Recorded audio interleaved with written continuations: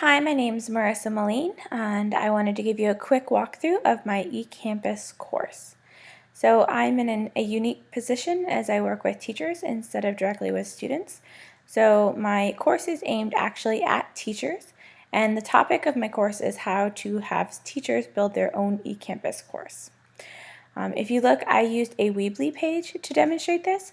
Ultimately, I plan on converting these resources onto a Canvas page so that teachers can see how this would look on an eCampus course, and that would be their model for what they're going to build themselves.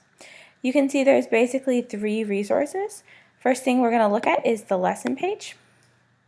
This lays out the whole lesson plan.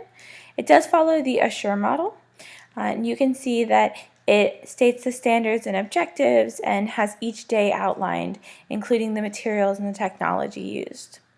For my technologies, I really will be using traditional technologies such as Google Forms and surveys, Microsoft Word, and YouTube videos. For my emerging technologies, I'll be using Google Docs as a collaborative space. One of the key features of this lesson is that it will be self-paced. I'm hoping to roll this out to teachers before Christmas break. We have a huge amount of time, but not a lot of face-to-face time. So I'm hoping that teachers can use that downtime, some of the time they have off, in order to start to build these courses.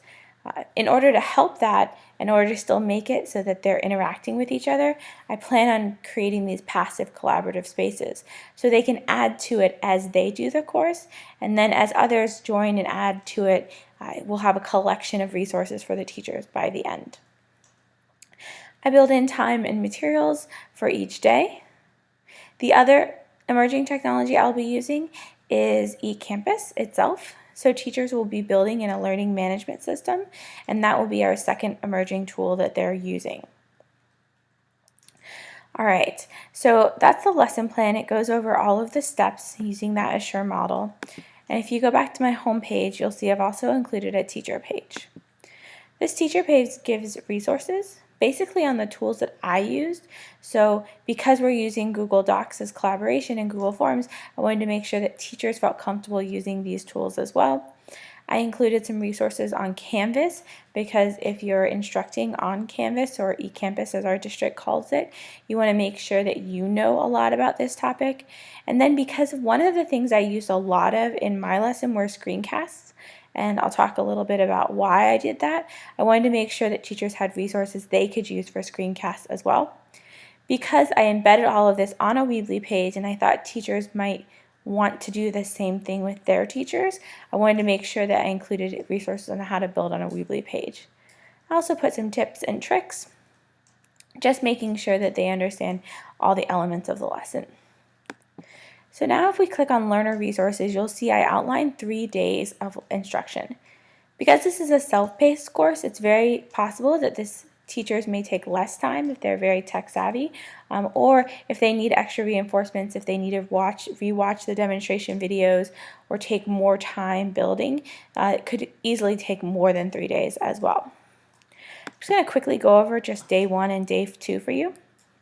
So you can see for day 1, it'll start with a survey, kind of getting a baseline of where their knowledge is. It includes a preview video, and then this will be that collaborative space where they'll be able to contribute ideas. So all they'll have to do is put their name and ideas and also engage with others as well. If we go back to the course, you'll see in this first day, we don't even get into eCampus. It's really just talking about planning and organizing and structuring their lesson before they get into eCampus. And of course, it ends with a formative assessment. If we go back and look at day 2, you can see some of those screencasts I was talking about, and I'll talk about why I included them. Again, it starts with a survey, and then it has these screencasts. So what I've done is I've created previews and how-to steps for how to do each of the things in eCampus. Especially if teachers are working on their own through these resources, I wanted to make sure they not only knew what to do step by step, but could see it. I found that demonstrating for teachers and modeling is really important.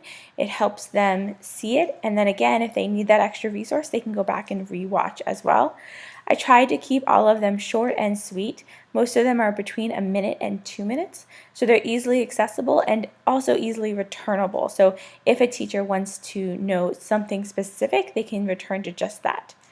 After each of these demonstrations, I provide them with something they need to do.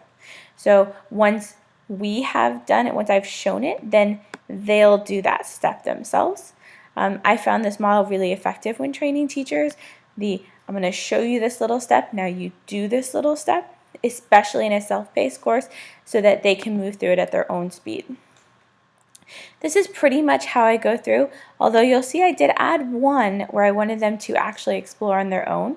The reason why is I want to make sure that they are building confidence and that they're learning to click around and explore. This is something that I think is critical for designing their eCampus courses, and I think giving them that opportunity to kind of explore the resources on their own is also important. Right? And again, at this one, instead of a formative assessment or a survey, I ended with another Google Doc so that they can start to reflect on their learning, but also see what other people are taking away from the course. The assessment methods I used are built throughout. Surveys, formative assessments, questions embedded so that I can get a feel for how they're going. One of the tips I gave on my teacher tips was to make sure that you're actively monitoring these surveys and assessments. Because it's a self-paced course and teachers will be moving through at their own pace, I need to make sure that I'm very active and know what the teachers are doing as they move through the course. That way, if I notice that they're missing an idea or struggling with something, I can add in additional resources for the next teachers that go through and complete. Ultimately, they'll be creating their own eCampus course. Because I have access to all their eCampus pages, I don't need to have them submit something formally to me. And because these are teachers, I won't be grading their work necessarily, but their finished courses will give me a feel for what else they need, scaffold and lesson-wise from me, in order to enhance and make their courses even better. I hope this gave you a brief overview of my course. All right, I will include a link with this presentation so you can look through it a little bit more at your own pace. Thank you, and I hope you have a wonderful holiday.